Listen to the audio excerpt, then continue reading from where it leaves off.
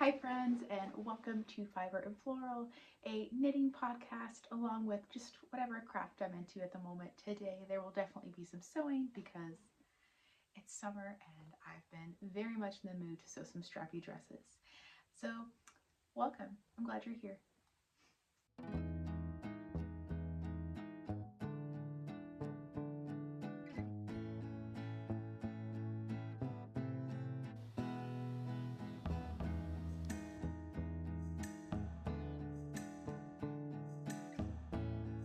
If you're new here, my name is Becca. I am a knitter and a sewer living in Berlin, Germany with my family, and we just love it here.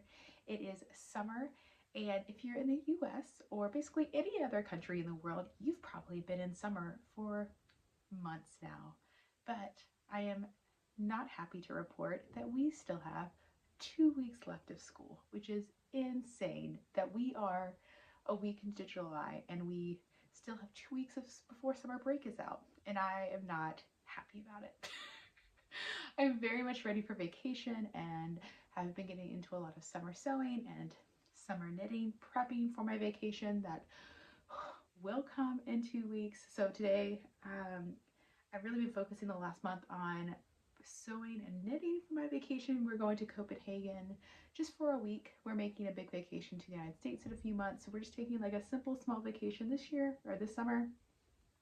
But I'm very excited we're gonna rent bikes and we're taking our bike trailer for the kids.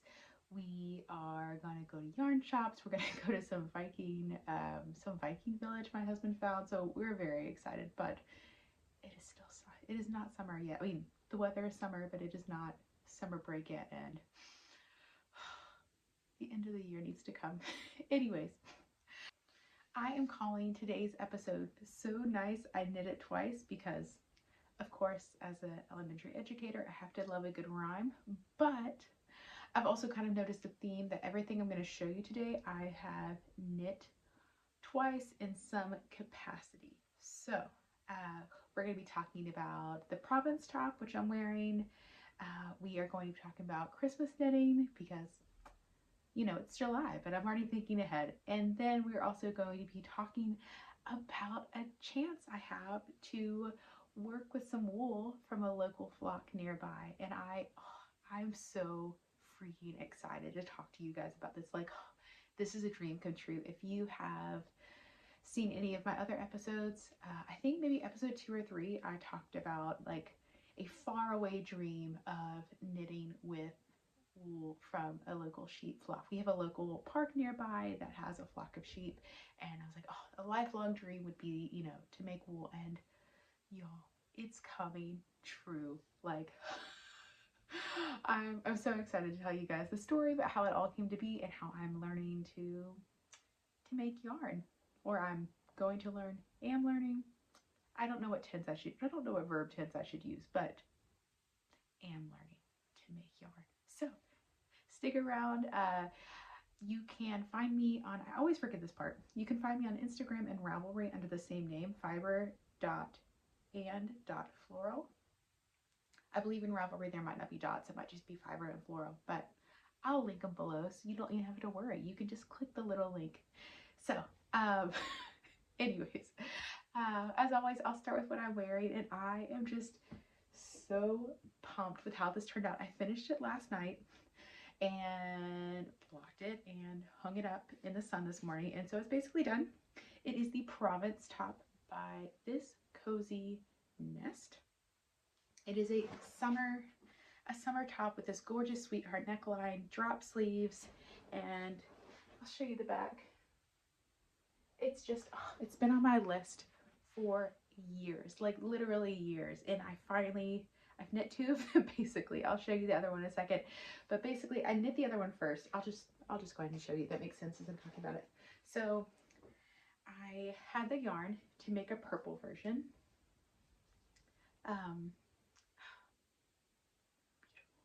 And as I was knitting this, I had this idea for a striped version, and this came to be because I had a shirt like this, or my roommate had a shirt like this when we were living together in our early 20s.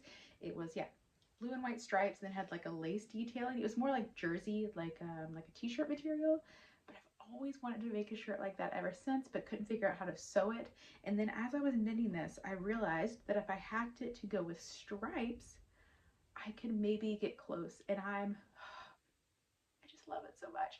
It's so I used Sandus Lena Gone. I used the dusty blue color and a just whatever the plain white was, and basically just knit, what is it, 1 or 2 centimeters? That's definitely 2 centimeters. So I did 2 centimeter stripes, and I mean, it was actually pretty easy. And then I switched to just white when I got to the lace. The only thing that was hard, as you can see in the back, I just stopped the blue and switched right to the white lace, and it was fine. In the front, I realized only when I got to doing this front part that I was going to have to do intarsia.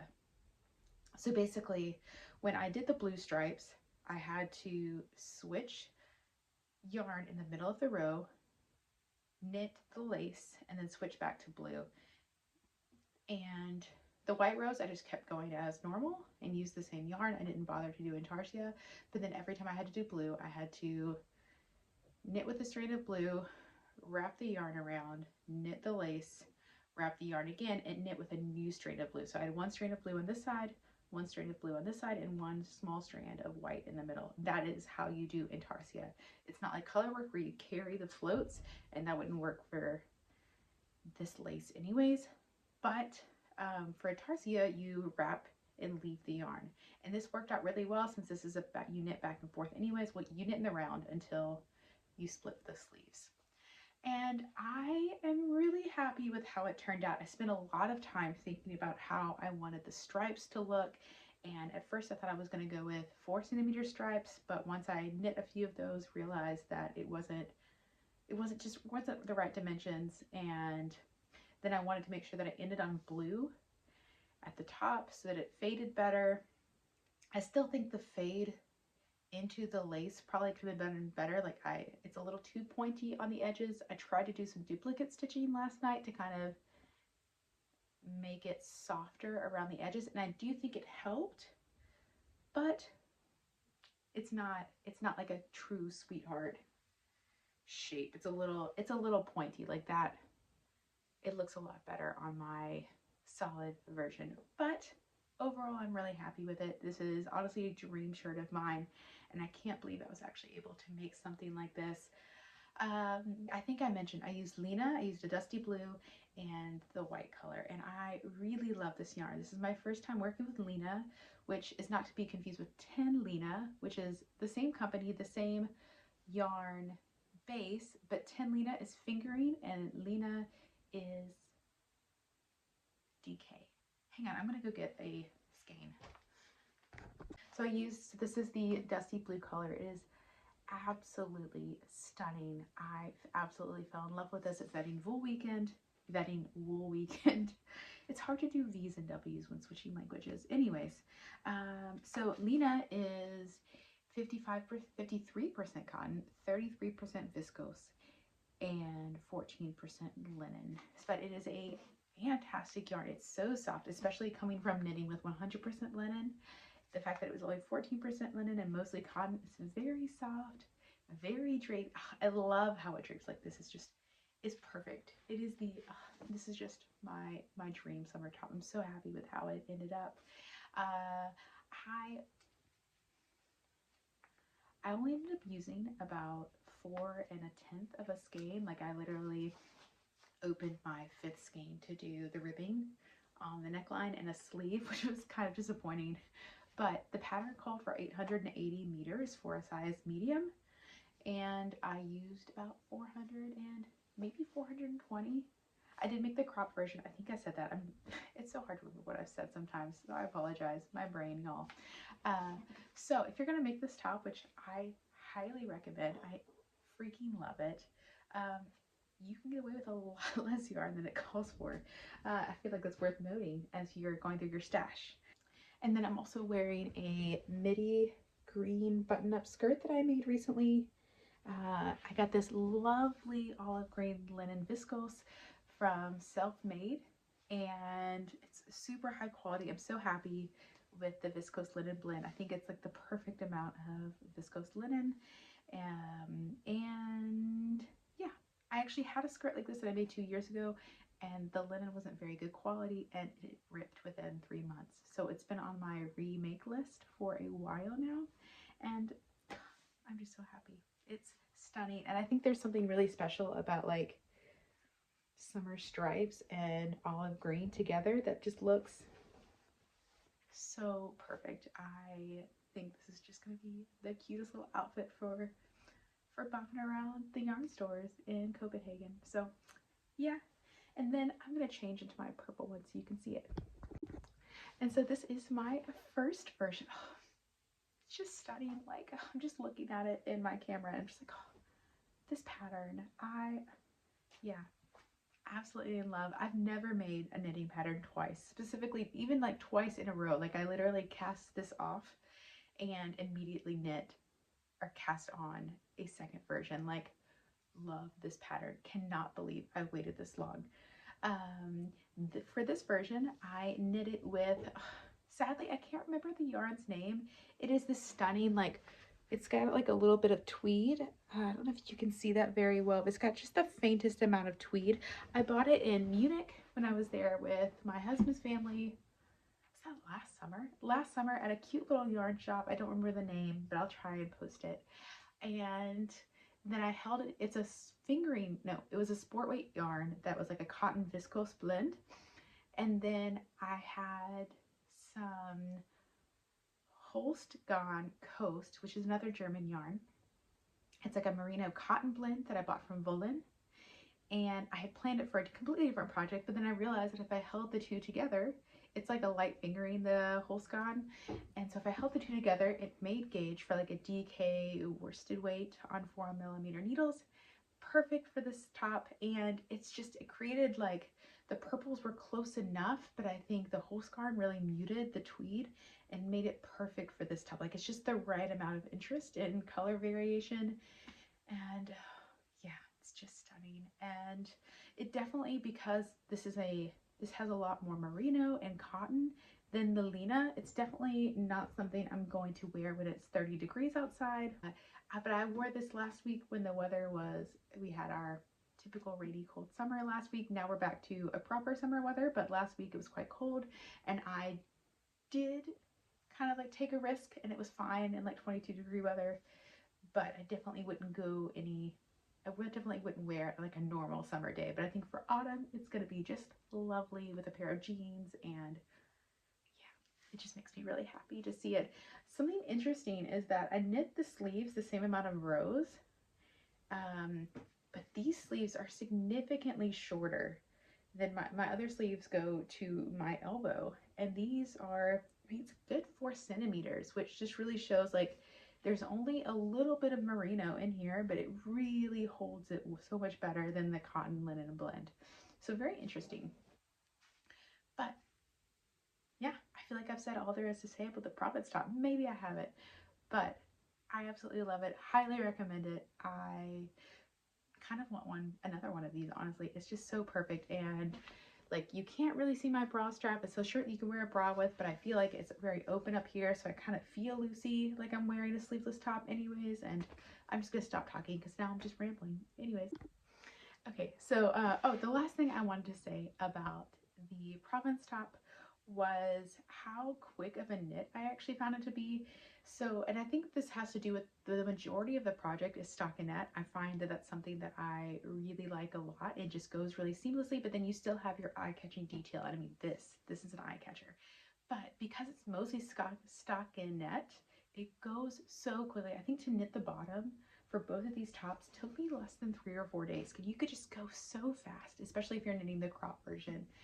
And I think I cast this on maybe almost 2 weeks ago. So I finished it last night. It already dried super fast. Love summer knits. And so yeah, less than 10 days to monogamously knit this. My purple one took a little bit longer because I wasn't monogamously knitting it, but still only 3 weeks. So this is just a great top if you want an eye catcher, but also want something easy, like a project that has mostly stockinette, but just like like a little eye catcher is really my ideal project, which brings me to my next one, transition. I finished the first sweater, and so I'm knitting. So if you've been around on the podcast, so if you've been watching the podcast, you know that I am attempting to knit 4 Christmas sweaters for each member, 1 Christmas sweater for each member of my family. I have 4 members of my family, my husband, my 2 daughters, and myself. And so I finished the first one for my youngest daughter, who is about 18 months-ish. And it is the Holly sweater by Knitting for Olive. Knit in Knitting for Olive mohair and merino blend. It's just so cute. Like, look at those little holly leaves, and yeah, it's so adorable. I think for the merino I used putty, and for the mohair I used marzipan. But yeah, this was also a very quick knit once I got through with the color work. This is only my, is this my second color work project? I guess if you don't include I've done a lot more intarsia than I have color, like stranded color work where you're holding the yarn behind. I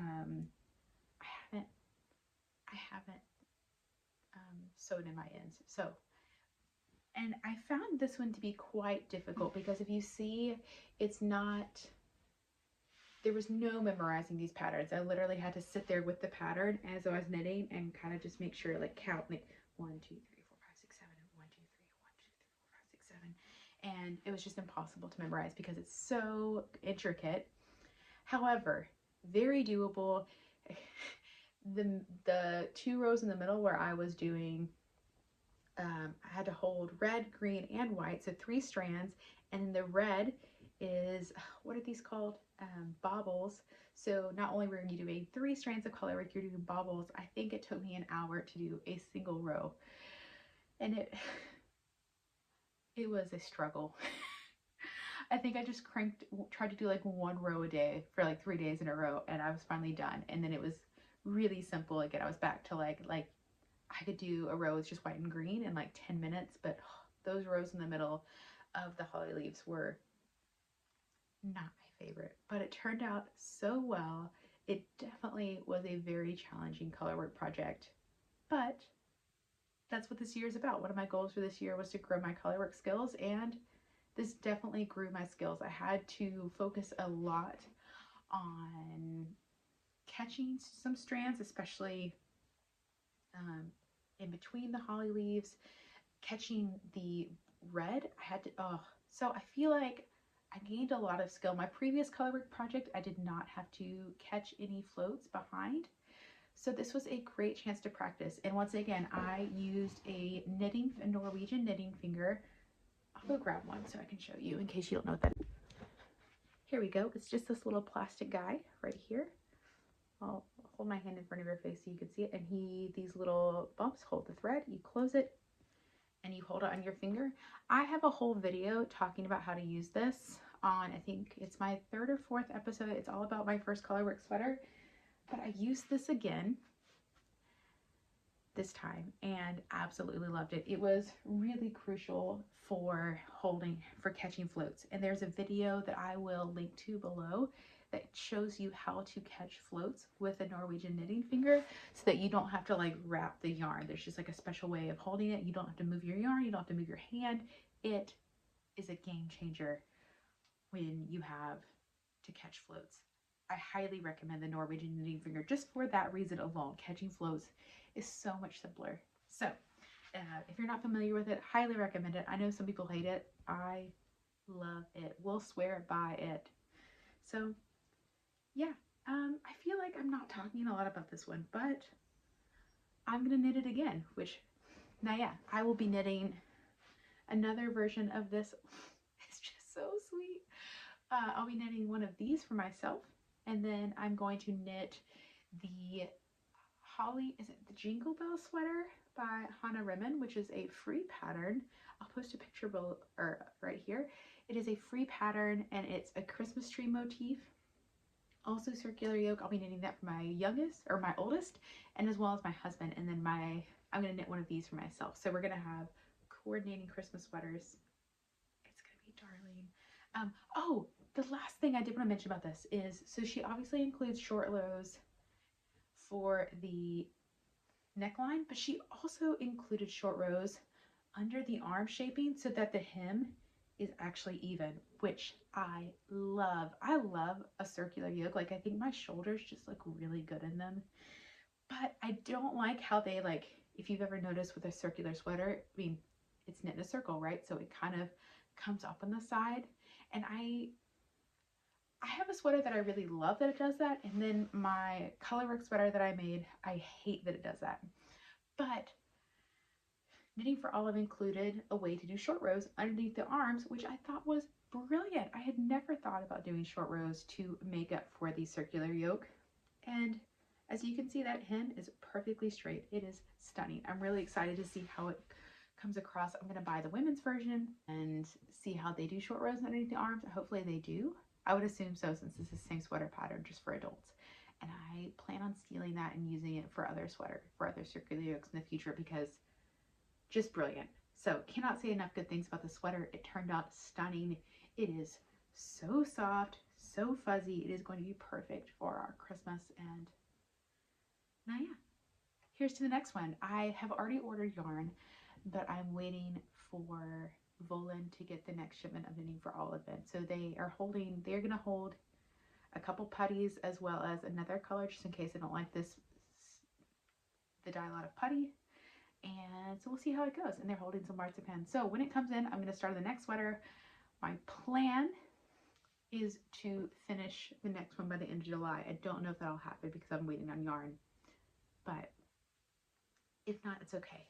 My plan is to knit one a month, and then we leave for the States in middle October, and I'd like to be done so that when we come back from the States in mid-November, we're ready for Christmas. But once again, I've given myself like 2 weeks before our trip leeway and 2 weeks after our trip leeway to finish any sweaters that I need, and it should be fine. So that's why I'm starting so early, to like, I'm not just like absolutely sick with Christmas colorwork sweaters, just trying to knit them all in November. That would be insane. And so now I can kind of take my time, enjoy it, do a Christmas sweater, do a summer top, do a sock, all in 1 month, and I'm not stressing. I'm just enjoying it. And when Christmas comes around, I'll have all these beautiful Christmas sweaters. And yeah, sometimes it's nice to be a planner. Sometimes it's not nice, but getting projects done, big projects with no stress, is one of my favorite things. So the Holly sweater by Knitting for Olive. And then I think that's all my finished objects.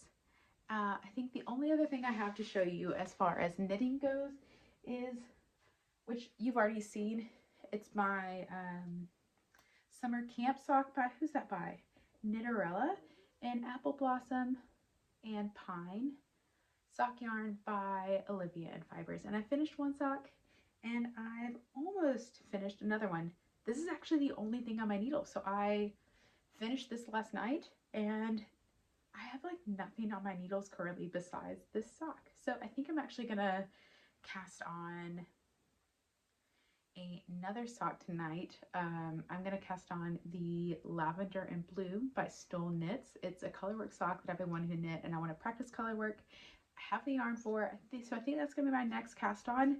And then I'm going to cast on, I have so much yarn left, like I'm almost done. And I think I'm gonna have enough for a whole nother pair, and I'm going to cast on with this yarn the Tender Age sock by Summerly Knits. So this is another, I'm just going to immediately straight go into using this yarn. I was worried about it being too variegated for the Tender Age sock because it does have a lace pattern, but I think it's not variegated in, like, I think it's such a subtle enough variegation that it will be fine, but we'll see. I'll do the lace and see how I like it and decide to go further, but it's coming along so well. Okay, now it's story time. Welcome to my class. No, I wanted to talk about my local wool. I wanted to show you guys my local wool that I have been working on. So I was at, we have a local park close to my house called Landschaftsherzberger. It's just a community park. It also has a flock of sheep. They have some community gardens. They used to have like a greenhouse before Corona. And so we took my class. We've been encouraged as a school to like get our kids out more in nature. And so we took a field trip to just like hang out with sheep and let our kids like play in fields for the day. It was really sweet. We're getting to the end of the year, and so yeah, it was my turn to plan where we were going, and I took my kids to my favorite park just to walk around and enjoy it. And it was so sweet. We got a picnic, and then we had this super cool moment. I'll post a video here to the side. The flock was actually out grazing, so they don't mow the grass. They just like let the flock, you know, they just move the flock around and let them graze. And so the flock was actually like out of the pen, just like grazing by the side of the road. And then like there was like a footpath through it. And so with a few of my more well-behaved students, we got to walk up and just had the sweetest moment. Like a few of the girls that I had with me just like sat down crisscross in on the footpath and just like sat and watched the sheep graze for maybe an hour, and just we're just sitting there like, oh, sheep, and just talking about, you know, what would they name them and what would it be like to have a sheep, and oh, I wonder how much care they need, and blah blah blah blah. And so during this time the shepherds were also out, you know, making sure the sheep didn't wander off and whatever. And so, you know, I was talking to the shepherd about what kind of sheep they were and what's it like, and like, oh, and I was like, oh, you know, I'm a knitter. I actually had my knitting with me, and was like, I was always wondered like what you do with the wool. You know, I live close by, and I've just always been interested. And the shepherd was like, oh, I can sell you some. Would you like to take some home? And I was immediately like, oh my gosh, yes, this is my life dream, actually, blah, blah, blah. And he looked at me like I was insane, and called his boss.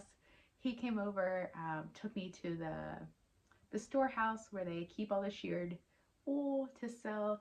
And basically they give you a whole like huge trash bag of wool for 10 euros. And so in the middle of a field trip, I just like walked back. Like I had other colleagues with me, of course, and so I was like, hey, I'm gonna go talk to the shepherd in the storehouse, but I'm not back in 10 minutes. Definitely like call the cops, but also like watch the kids. And I came back with this like huge bag of wool. And everyone, like all the kids in our just like, what, why, no. And it was so hot, and we actually took public transportation back, and I felt so bad because you could smell it. So it was so bad. I was a bad human, but it was like my one chance. I mean, like he gave me his number in case I didn't want to buy it, but I was like, I don't want to have to deal with calling you in a foreign language, some like random shepherd guy. I would rather just take it home now. So I took it back to school with my kids. I left it at school, and then I rode my bike and took my bike trailer to school the next day so that I didn't have to bring it home again on public transportation. But I felt like a terrible human. But it was also really cool. My kids were super interested because they know that I knit, and they're very interested in my knitting projects. And so we got to talk about like how wool is made, and even like, you know, if you hand make us any sweater, like whether it's handmade or from a factory, starts off with this process. I didn't let them touch the wool because it was unwashed, and I didn't want them touching, you know, the wool has dirt and urine and whatever else in it. I didn't know what else it had in it. And so, but they got to like see it. And then, and I think it was really interesting for them. They asked if they could help with the process. So I think I do help with summer break care a little bit. And so I think if I am able to get to the combing process, that I'm going to take it and like let them help me a little bit with it. We'll see how it works.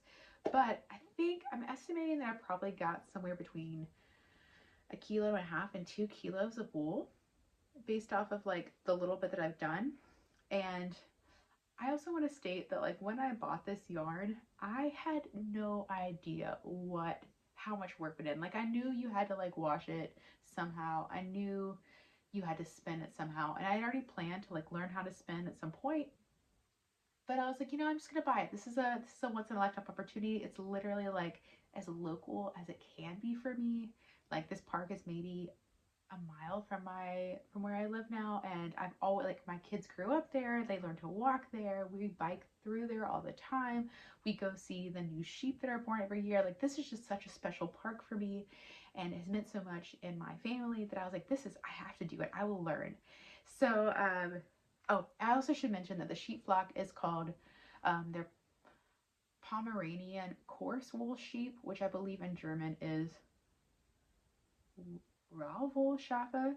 You know, so it's a very, obviously, like it's in the name, it's very coarse wool, but I don't think it's that bad actually. So I came home that night and I did some research on what do you need to do to clean to clean wool, and like get it from, like, what are the first steps. And I watched all these videos. I could post some below if you're interested.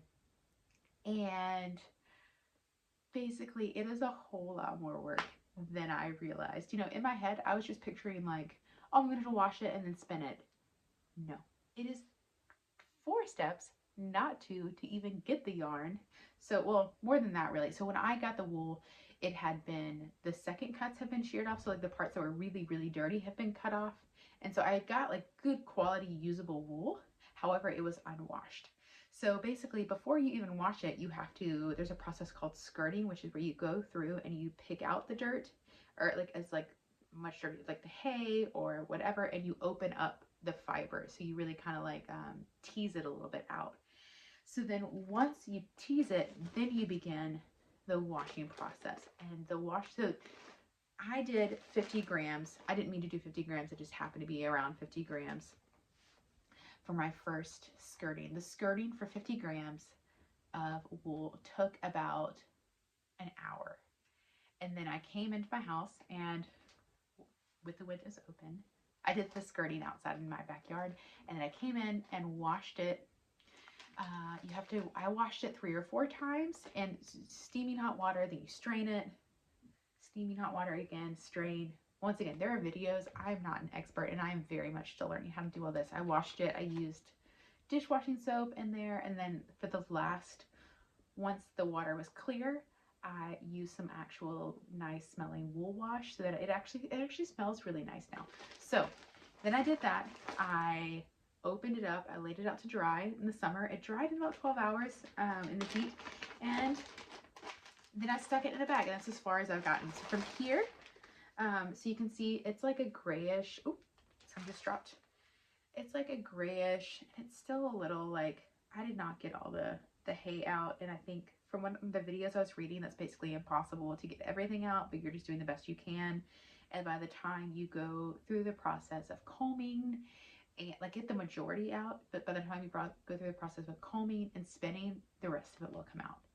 That's what I read. If you know more than me, please feel free to let me know, because I have no idea what I'm doing. This is just like a fun little, let's see what happens project. So I got like a nice mix of black and gray. So the Pomeranians are more of like a gray wool sheep. The old name in German is like Grau, from what I understand, was Grauwool sheep, which is like gray wool sheep, but then it's transitioned to Rauwool, which means like Rau means like, can mean like rough or coarse. So Pomeranian coarse wool sheep in English, Rauwool sheep auf Deutsch, but they are a gray, the babies are black, and so this is kind of, I got like a nice combination of gray and black, and I thought that would be, just add some interest to it. And then my plan, the next step is I'm going to get brushes and comb it, and then spin it into a, what are those little things called? A fiber basically, and then try and spin it. After I spin it, I probably will dye it. I don't love a gray color, but I think like trying to dye it, like I might try and do like an onion, or use coffee beans to dye it like a nice rusty brown color. So I think like with the gray as the base color, it will be like a really stunning and like brownish, rusty, dusty rust color. So that's what I'm hoping for. And then because the wool is a little bit coarse, I mean, it's really not like, you can't feel this, but it's so much softer, especially after I've washed it and used the wool wash to soften it. It's really quite nice. But because it is on the coarser side of a yarn that I would use for a sweater, my plan is to make like a vest with it. And that way I also don't need as much. So I'm going to try, this is about 50 grams, and I'm going to aim for 500 grams of washed wool before I start combing and spinning it. And then there's a woman really close to me in the neighborhood beside me that teaches private spinning lessons. I need to email her and just make sure she's still actually there. But But yeah, my plan is to have her teach me how to spin on a drop spindle, and then we'll see how this goes. It is going to be a very long-term project. I've only done the 50 grams. I'm hoping to do more tonight, actually. But if it takes me 2 years to knit this vest, it takes me 2 years, and that's how it is. But this is something I'm very much interested in, and I think it would just be a really sweet story. I'm just gonna posting an update. Hopefully I'll have more washed wool to show you my next podcast, but we'll see how it goes. Skirting the part where you pick out the hay and like have to tease it open is very much my least favorite part. I think in the future, if I'm very interested in like spinning in the future and taking, like, you can buy wool that's already been washed from, they're not local to me, but like from surrounding states. Obviously, if you know that much about Berlin, Berlin isn't like a state that has a lot of flocks, but there is a state, like the surrounding states are very rural, and have lots of flocks. And so in surrounding states, there are places you can buy like washed raw wool. And so I think in the future, I would probably not buy unwashed wool, but because this was a special flock, it was a great price, and it's also just a good practice. Like if I mess this up, it's 10 euros. Who cares? I waste 10 euros at a coffee shop, probably on a weekly basis, honestly, or at the bakery. So 10 euros is nothing. It's a good to practice on, and you know, it'll be a vest. If it doesn't fit perfectly, if it's a little crazy with like spinning, who cares? It's a fun project to learn, and hopefully it turns out nice, but if it doesn't, it's still a cute story. So I'll be posting more updates of that. Yeah, stick around. As you can see, I'm someone who loves a long-term project, whether that's with my Christmas sweater or knitting a vest from scratch, basically, or, you know, I'm writing a children's novel that's taken far too long. So I'm someone who, I do love a quick project, like it makes me deeply happy, but I also, I love a long-term project so much. So stick around, we'll see how that's going next time. The last thing I wanted to touch on today is some sewing projects that I've been doing. I am very much like in my linen era, as you can see with my linen skirt. I'm also I'll show you in a second, I'm doing a linen dress for my birthday. But I'm also in my scrapping sewing era.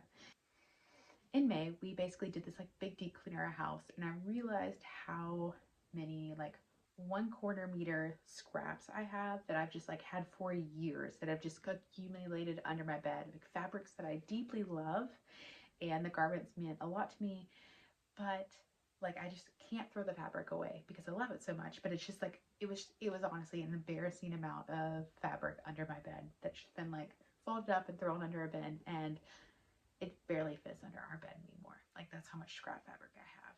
And basically was like, I gotta do something with this. I've always liked the look of quilted garments, but I've never actually done one. So I decided this summer, one of my focuses is going to be on scrappy garments. And so I've already made 2. I'm working on like my 3rd-ish. And so my first one was, I was just like trying things out. I'd never made a scrappy garment before. I went with the Ogden cami. I did the square neck hack last year, and so all I had to do basically was sew the fabric together, and I used very little scraps. Like I had very little amounts of these fabric, and so I kind of just like added in fabric with what I had. The plan was just to do white, the gingham, and the flower, but I kind of ran out of fabric, so I just grabbed what I had around, and it was a great way to use tiny little scraps. I don't know if you can see, but I did an 8-point star. It kind of like doesn't blend that well, but and then just around that I just did little squares, but I really like it. The star doesn't stand out as well as I hoped, but there's next time. And I think it's just really cute. I feel so artsy when I wear it. I'll post a picture here, and yeah, it just makes me feel so cool whenever I wear it. I'm really happy with it. The only thing I wish I had done, and I did this on my next garment, you can see, is I didn't serge the edges, and so the edges are raw, just like you would on a typical quilt top, because in a quilt top you're sandwiching it on fabric, so you don't actually see these raw edges. I wasn't thinking about that at the time. I was just doing, you know, what I was used to with quilting, and then I got to like the end and was like, oh yeah, I shouldn't have ironed those open. I should have actually serged them. You learn. And But yeah, a good learning project. And then, but the edges are finished with bias binding, and it's nice there. So that was my first one. My second one, I did remember. I'll hang this one up. My second one is the Nina's Pinafore, and oh, look at this. I had quite a lot of fabric for this one. I'll post a picture just off to the side because dresses are really hard to show on this screen, but I also think it's really nice to see the work. And this is a pinafore, so like it has some cutouts. You do need to wear a shirt underneath it, but it has a sweet little bows on the side. It's lined on the bodice, so I didn't have any problems here with it. But then on the skirt, I actually did, as I was sewing it, serge everything together, so it does look a lot better on the inside. And I did a lot bigger squares here as well. I learned from the last time that I like the look of bigger squares.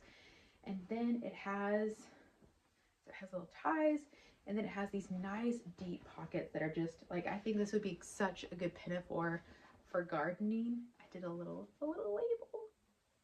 And yeah, I'm planning on taking it to school actually and hanging it up in our sewing room, partially as decoration. I think it's nice to kind of like show the kids what you can make, and it's really fun. But then I'm also going to use it as like when I do gardening at school, or if I'm painting with the kids, to kind of have like an apron at school that's really fun and crazy and fits, you know, it very much has like elementary school art teacher vibes, which is my ideal vibe, honestly. That in between that and a librarian are like the vibes that I'm going for on a daily basis. So yeah, and then I added an extra pocket here because this was just too big, I think, of a patch to be like right here on my chest. So I added some pockets, and I think it just turned out so darling. I'm really happy with it, and I'm excited to wear it and overwhelm my kids with it. So yeah, that's the Nina's Pinafore. It's currently in testing, but I think it should be out by the time that this video comes out. So we'll see. But it's by Tempo Patterns. I had never heard of her. She just wrote me, excuse me, and asked if I would be willing to test, and I thought it would be a great, I'd already had these colors put off to the side and like as like something that could go together and make a dress, and I thought this would just be the perfect thing, and it turned out so much better than I dreamed. I think I just love the color combination, and this was like the fabric that really tied in all the other colors together. It's a sweet little gardening fabric, and yeah, so happy with how it turned out, and the big pockets and everything else. Oh yes. And then the last dress I want to show you today is my toile of my birthday dress, which, if you're not familiar with the word toile, it's a sewing term, means like a practice garment. It's traditional. It comes from a toile of like, there's a fabric that's called mousseline, or I think it can be called a toile as well, and it's spelled T-O-I-L-E, and it just type of fabric that we'd use, very cheap fabric to make your practice garment. I actually received this fabric for free, which is why it's my practice garment, even though it is beautiful. And it's just a sweet little strappy summer dress. And it's got elastic in the back, so it's fitted but very comfortable. It's got the sweet little bow in the back with adjustable straps, and it's just, it looks so good on me. It's something I've been wanting to make for probably about 3 summers, but I've been pregnant or nursing, and it just wasn't going to fit for that.